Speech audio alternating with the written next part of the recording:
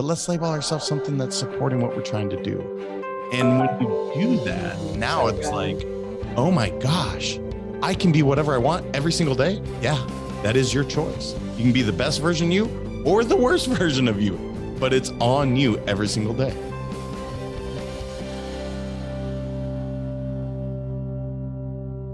Welcome, everyone. And wow, I got to tell you, when you end up having somebody on your show that you just already are connected with, and there's that moment of and hearing their relaunch journeys, you're like, oh, it sparks up those moments of, oh no, we're going to go there because we need to.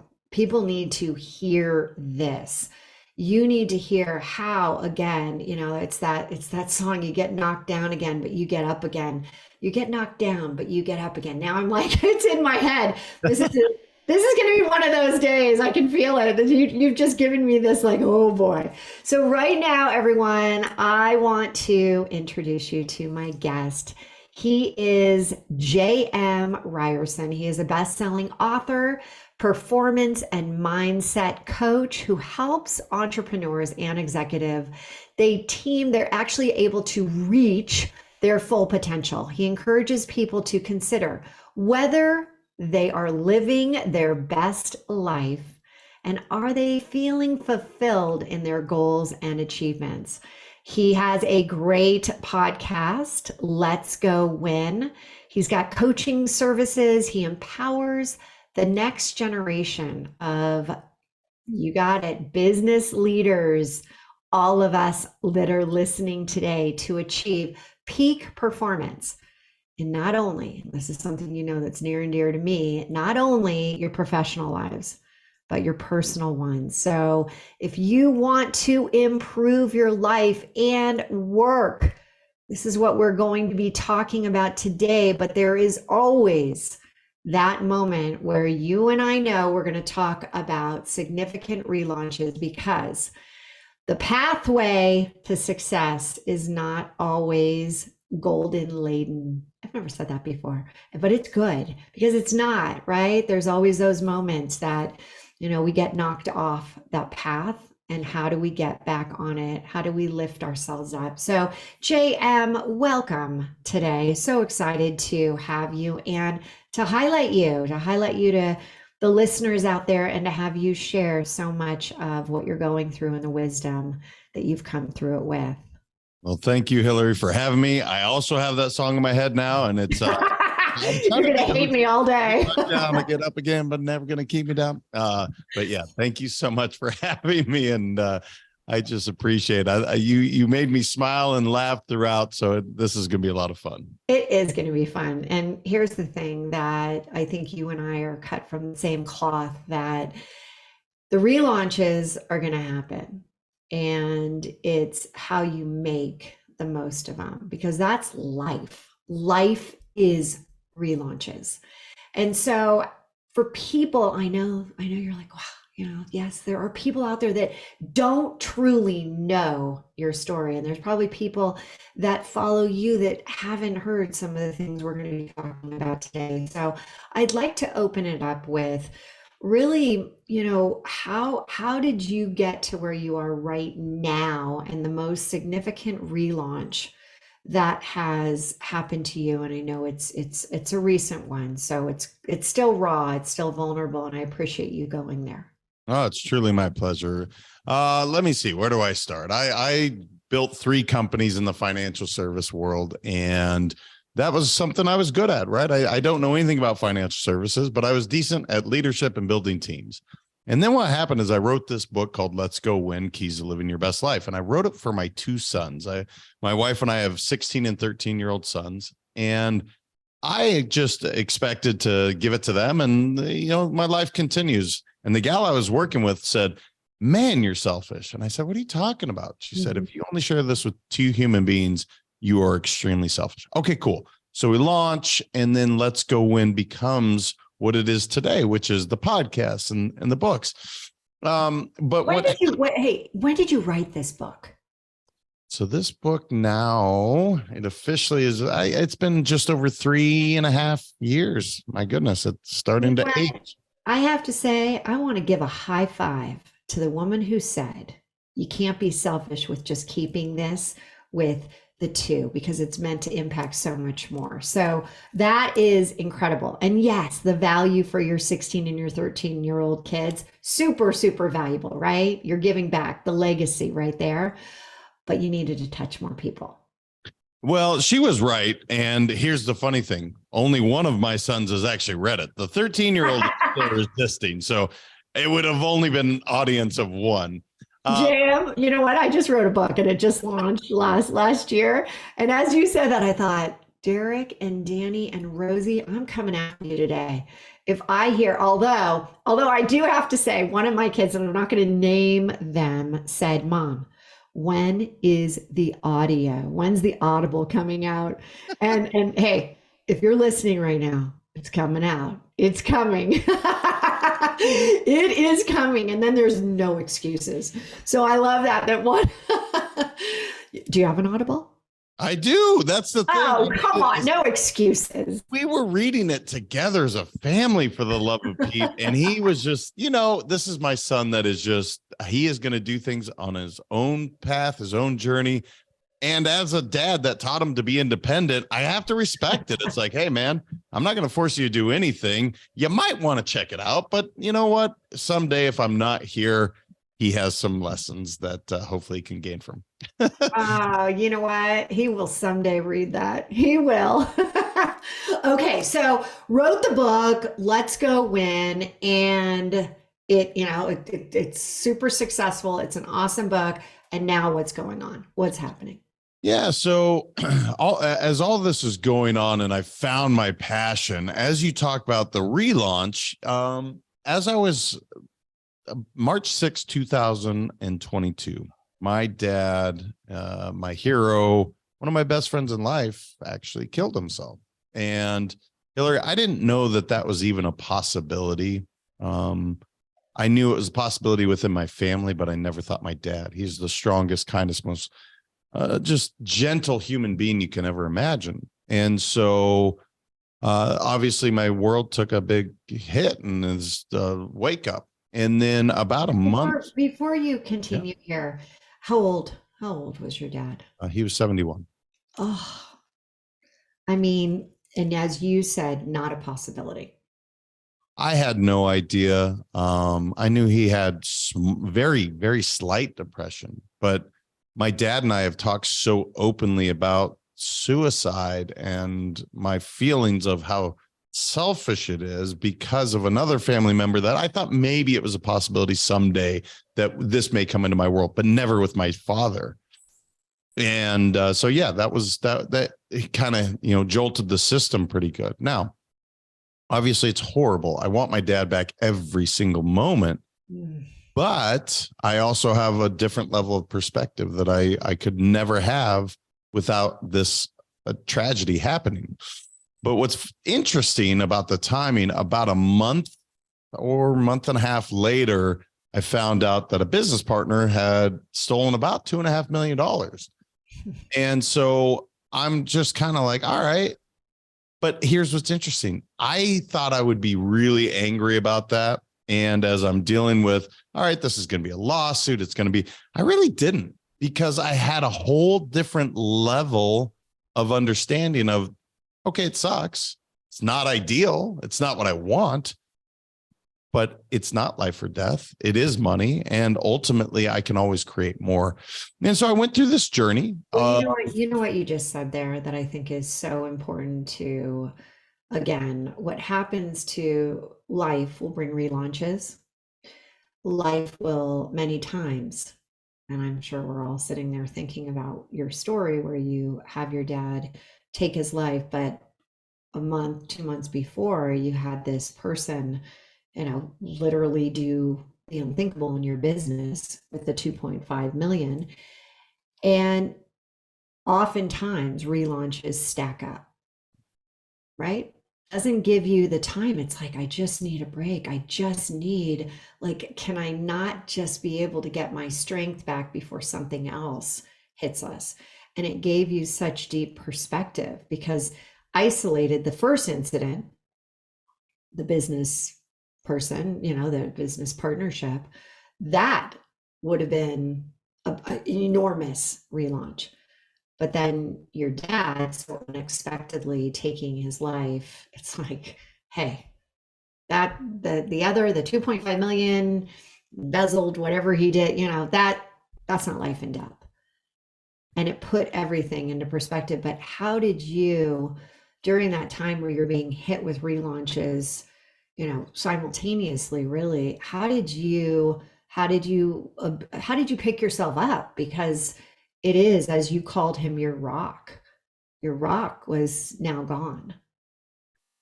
Well, I did a tremendous amount of meditation. I wrote a ton. I expressed my emotions completely with my wife, was incredible through the entire process.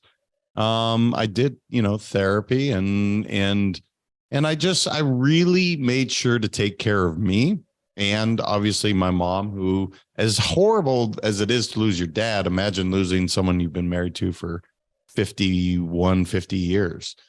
Right. And so it allowed for this time to really say, you know what, I'm not okay. And that's okay. And I'm not showing up as the best version of me right now, which is my entire life. My entire world is helping people show up as the best version of them.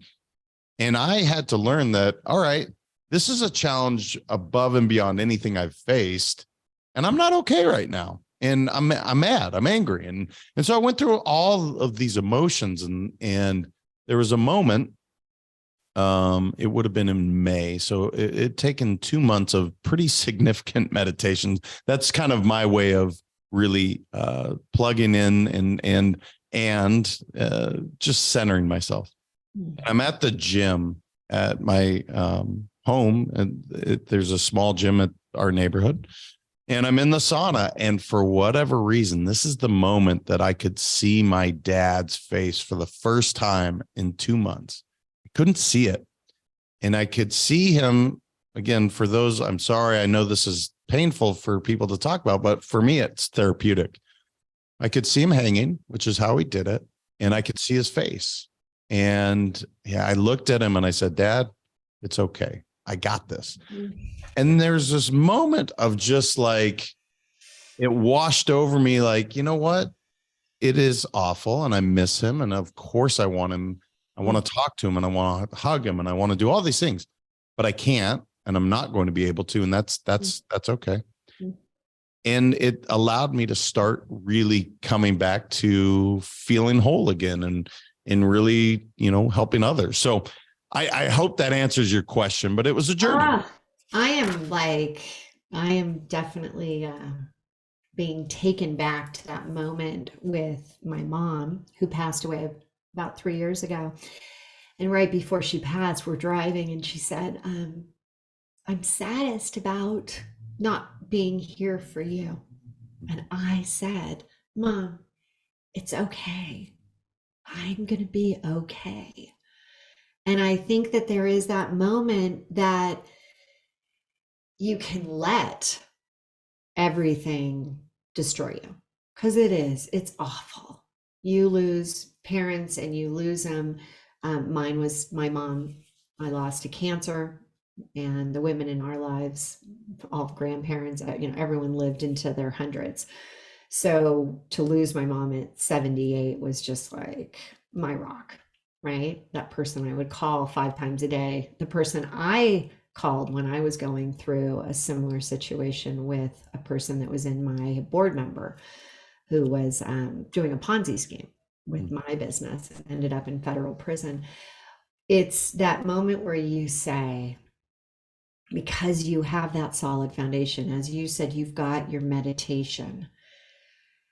I'd like to understand what did meditation do for you and how did you practice it? You said about writing, but you also, I'd really like people to understand how you use that to help you get through this. Yeah. So to understand why I meditate to begin with, I use it so that I respond and I don't react. Now, I'm going through an extremely emotional time, and that sounds great, but I am all over the map with emotions, and I'm crying and I'm just angry. I was really angry at my dad. I was so angry. I bet.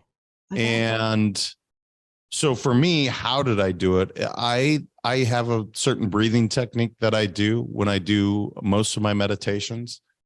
And that allows me to really get centered, get into this zone, if you will.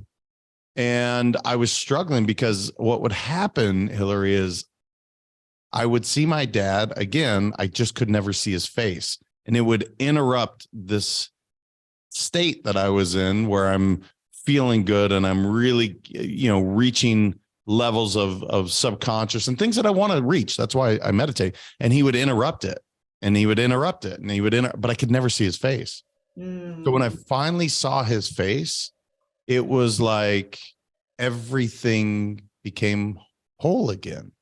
And again, he's still gone. Nothing's changed, but it allowed me to start to really rebuild and become whole. And so, again, meditation is just one of those things where I often will do mantras. Often I'll count. Often I'll breathe. During that 2-month process, it was all sorts of messed up, and none of it was the way a typical meditation would go for me, and it would get halted immediately by him. But for me, it was great, just the chance to see him. So anyway, it was a Is process. there something now that you're going through where is there a connection? When I had my mom, before my mom passed, I said, Mom, when you come back, because I do believe that everything is all one. And I said, when you come back, I love butterflies, but I see butterflies all the time because I love them and they are very symbolic. I want to know that you are that butterfly. And she and I were laughing, and I said, Mom, hit me in the face if it's you. Like, smack me with that butterfly if it's really you. And we again were like, laughing about this. And so I woke up one morning and I said to my husband, I said, I'm really missing my mom. There are these waves that I go through, and it's like, I just want to call her. I have something going on in my life. I just want to share it with her.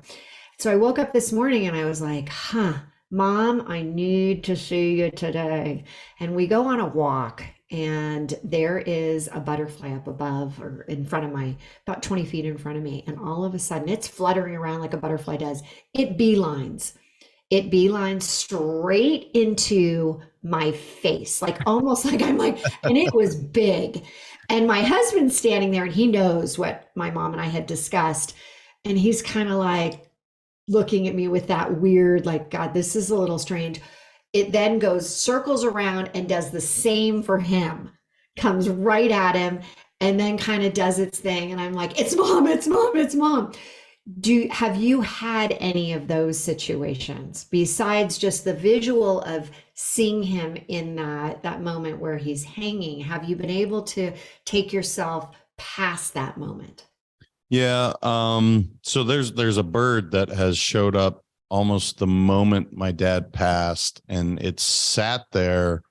My wife observed it because when I was in Orlando when I heard about it, then I came back I live in Boca, and then I had to fly to Tucson, which is where my mom and my dad was. And so, but my wife told me that bird literally sat on this windowsill, and I've seen it many times since. And when those moments when I really need him. Now, here's the interesting thing. My dad and I have a very big bond over fly fishing. That's how he and I would spend years and years. I mean, just that when we bonded, it would be fly fishing. We drink some wine at night and play cribbage. That was how we bonded. And I only say that to say there came a moment, and I didn't like this, but I didn't want to fish anymore. And my younger son loves to fish. And he reminds me so much of my dad in so many amazing ways. But I would get angry again because I didn't want to fish, because I was angry at him. I wanted to do these things with him. And once that meditation happened, it was amazing how I want to take Trey, is my son's name, I want to take him fishing. And I'm getting flooded with these really positive emotions about the days of my dad and I doing the same thing. So those have been the positive triggers that have shown up in my life. And I will see that bird, and I can almost call my dad in a meditation if I'm intentional about it, to see him, to talk to him, and to be able to access. Now, obviously, it's a one-way street. It's only me communicating for the most part. But those have been kind of the ways that I've reconnected. Keep doing it, JM, because I felt that way too. And what I know, I connect with my mom. I used to call her a ton in the car, because I lived in the Bay Area, and we know it's an hour and a half to 2 hours anywhere you go. So I would just talk to her, right? And then COVID hit and I wasn't driving, and here's my mom's gone. I'm not driving, I'm not in my car. So now whenever I go anywhere, it's when I hear, and I actually hear her voice. And this, I mean, I'm sure I look, well, nowadays with, Bluetooth and everything, I don't look so crazy, but I'm literally talking to my mom as I'm driving. So and I do hear her. I hear her comments, I hear her inflections. And whenever I'm feeling that moment of like, I need that connection, I'll just get in the car. I'll be like, here I am again. Doesn't matter where I'm going, but you'll help me get there. So we haven't really touched on the whole, two things going at one time and the business challenges. But you, as you said at the very beginning, are somebody that you lift people up. You really help them through the challenging times of life. Can you take us to the point where when you talk about let's go win, right? You're sitting here, you have all these things you're going through, you still have your coaching practice, you're still doing everything, you're moving forward. How did it feel to be kind of like, I'm really not doing well. I'm struggling here. But then on the flip side, you're working with clients and you're pushing out the book, and how did you really kind of work that in so that you didn't feel like, you're two different JMs? Well, it's a great question, by the way. The first chapter of my book is on vulnerability. And this is coming from a kid that was raised in Montana that was taught boys don't cry. So I've grown to know that that's all BS. And vulnerability is one of the most profound changes that I made in leadership. And I say that to say with my clients, I was completely vulnerable and open and honest. And here's what happened. It became even more relatable. It was a different bond than I had ever had with clients before, where now James not just strong and we're doing our steps and he's just helping me. Now it was together. We're really in this. And so what I would say to people, and what was really impactful for me, is it reaffirmed how important being vulnerable, being authentic. And I developed a system that's called Show Up As You. And all that is just being your genuine, authentic self. No masks, take that stuff off. And it just really, really sunk in about it's okay to not be okay. And as a leader, it's really okay that you don't know all the answers, because that's crazy anyway. And so as I'm coaching, I found my clients to be so much more receptive to what I was saying, because I'm letting them in more. And it was interesting because, again, as a leader, as a mindset coach, performance, you want to be there for them. You want to be that strength and that rock. And in my moments of not being able to be as strong, quote unquote, as I was in the past, it was the greatest strength I could have shown. And I've found that to be true, Hilary, over and over. When I share this story, especially when I'm on stage, crowds will look at me and, like, if they don't know me, they're, who is this guy? Right. Just this guy. And then I share my story, and immediately people bond with me. They connect, because this mental health challenge is affected everyone. And the more that we can get this out, that it's not shameful, that it's not a bad thing, the more that people can say, you know what, I have this experience, blah, blah, blah. And I've received that so often. So that was really the answer for me, is just to be more authentic and vulnerable with my clients. So when you're talking about show up as you, show up as yourself, sometimes, we've created these identities that have defined us for so long that the thought of, well, how do I even begin? And you said, what feels right to you?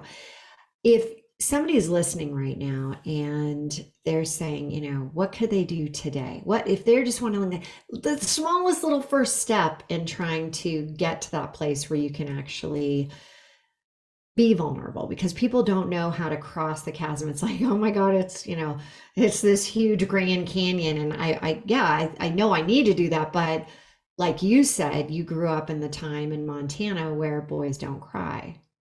How do you take people through that first day of like, here's what you can start with? Yeah, I always ask the same question. What story are you telling yourself? And then they ultimately give me a bunch of labels, which, by the way, labels are not meant for human beings. They're meant for boxes. So stop. But I ask them, tell me your story. And so they do. And let's just say often I'll hear, I'm shy, blah, blah, blah. Okay, well, is that true? Yes, no, whatever the answer is. Is that how you want to show up? And how is that supporting you? And those three questions, it really opens eyeballs, because forever, let's say you were a shy 8-year-old and then you were a shy 20-year-old. And so everyone in your world knows you as this shy person, but that's still a choice. You could be the most outgoing person tomorrow if you chose to be. It's truly your decision. And so when I kind of let people in on the secret, like, you can choose to be whatever you want to be every single day. It is your choice, right? Because I do believe there's two things you're in complete control of: your attitude and your activity. Now, that doesn't mean that mom and dad and sister, brother, and all these people that have known you as the shy person all your life, they're going to try and label you that for a long time. And that's okay. That's their story. It's not yours. And you don't have any control over what anybody else says. So once you let that control go, now it's like, oh, wait a minute. I can wake up tomorrow and be whatever I choose. Is that true? Yes. Why not? And so that's when people really start to say, well, I want to be confident and I haven't been for 35 years. Okay, well, 36 years, we're going to be confident. That's your choice. And so it allows them to start labeling, giving them a positive label, because people can't help it. I've respected the fact that they like to label themselves, but let's label ourselves something that's supporting what we're trying to do. And when you do that, now So it's good. like, oh my gosh, I can be whatever I want every single day. Yeah, that is your choice. You can be the best version of you or the worst version of you, but it's on you every single day. I read something and I can't remember where I read it, but it was about, was it Clark Kent wanting to be Superman, or was Superman in Clark Kent? And the same thing goes for Diana Prince, Wonder Woman, or was Wonder Woman all along in Diana Prince? And I think it's an interesting juxtaposition, as you said, in the labels. Like, I see, when we think of like the Incredible Hulk, I don't know why I'm using all these Marvel and types of, I don't know, but I'm going to go with that. It The makes sense. Incredible Hulk, and all of a sudden he goes from the skinny little guy and he busts out of it and he gets, the big green muscles and everything. I kind of have that image of, you have this ability to be whatever you're going to want to be, but you get to define it. And we can break free of this, I got to be this way. And I think one of the biggest challenges, and I'd love to get your perspective, is many times people feel like, I'm making such great strides. I'm really, being this awesome leader and awesome husband and awesome wife and all these great things. And then you go back into a family situation. It's the holidays, it's the Mother's Day event, it's whatever, Easter, whatever it is. And you kind of go back into, how do you help people realize, kind of stepping out of that, kind of get rid of the chains. How do you do that? Yeah, it's such a, again, another great point. And I see it so often because of the hardwires, because of the conditioning, because of that's the way we were raised, right? That these are the people that are telling me who I am, and that's what I'm accepting. And so then I go back home and everybody wants to put me back in that box. And the first thing I say is, it's okay for you to say, hey, by the way, that's not who I am. I understand that's how you see me, and that's cool, but that's not actually who I am. If you can just verbalize that to someone, whether it be a parent, where they say something that really, it just brings you down and you're like, mom, I am not this little kid. I'm a grown man that's blah, blah, blah. When you just say, I appreciate that. That's how you see me, but that's not who I am. That's all. That's all you need to say. Because now you're not Simple in their statement. shoes. What's that? It's a simple story. It's like a simple answer that you just gave to really break free from the story that they're putting on you. Yeah, because it's Not your that. story. It's not theirs. And by the way, this is another big one where I coach people. I'm like, look, it's none of your business what anyone else thinks of you. Zero.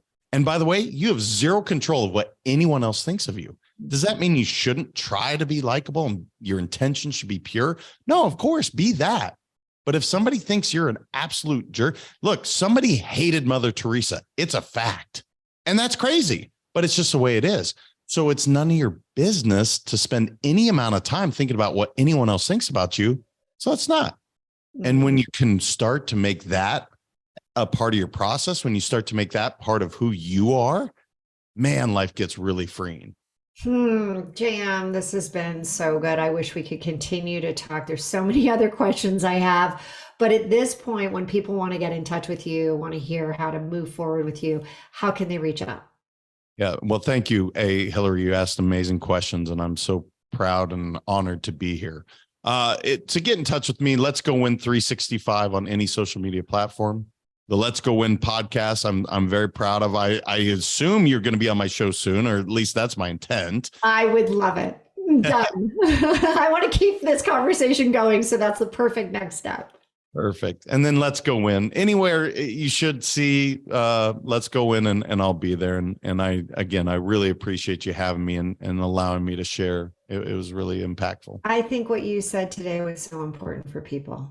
There's tragedies that are happening in so many people's lives, and they're trying to keep it. I don't want people to know about this. We've had suicide in our family, and I grew up with kind of the don't talk about it. We don't talk about that. We don't want anyone to know about it. And it only makes it worse.